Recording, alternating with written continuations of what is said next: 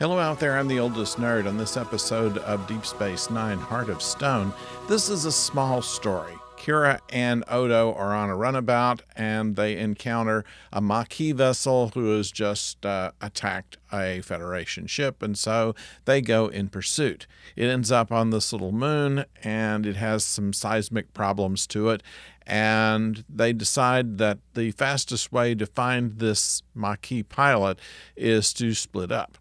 Not very long afterwards, Odo is called by Kira saying, "I'm in trouble," and when he finds her, her foot is locked up in a mound of crystal. And over the course of the episode, the crystal grows around her where she is unable to move. Phasers won't work against it, and most everything else won't either. But what this is all about is Odo. Odo is here to try to extricate Kira and keep her cheerful at least, or at least distracted, while he's trying to find some way to free her from this entrapment. Now, we know that Kira's going to get out of the entrapment. That's not a problem there. But so what is the episode for? And the episode is for, in fact, for us to learn more about Odo. And there's a lot to be learned. Why does he choose to remain with who the founders call solids rather than go with them, his own kind? What is it that he has with the crew and staff of Deep Space Nine that keeps him there? Where did his name come from? Why does he do what he does?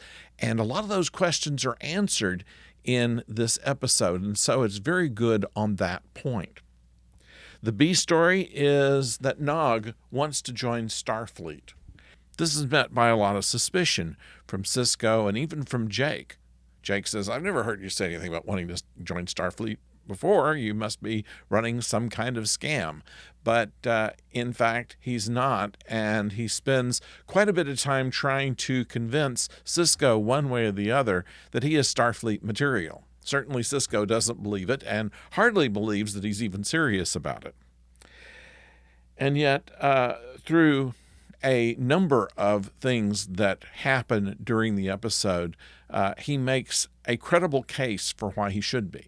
Now, I'm giving all this away because anybody that's seen Deep Space Nine knows, of course, that he does eventually become a cadet in Starfleet. So we know that goes later in the series.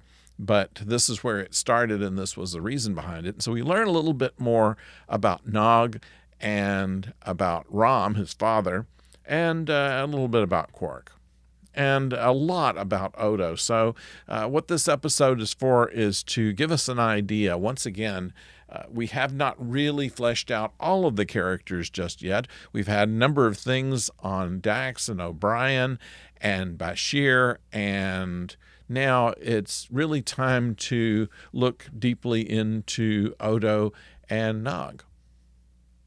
So that's where we are in this episode. It's well done. It's well written. It's got a twist at the end, which is very satisfying, really. And it's credible by the end of how each of those two plot lines were resolved. So I leave it to you to make any comments that you like below. Please do so. You're always welcome to. We try to respond to all of them that we can. And, of course, subscribe to the channel if you will. We'd appreciate it very much. We are doing regular reviews of Babylon 5 and Deep Space Nine right now. But we are looking forward to new shows coming your way. And in the meantime, during the rest of the summer, we're looking at here and there, throwing in a couple of classic science fiction movies, shall we say.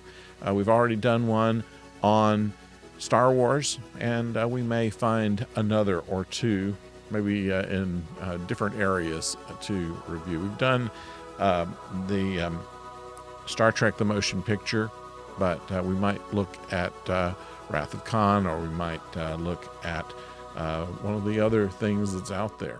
So I'll let you know when we know. And until then, don't go far.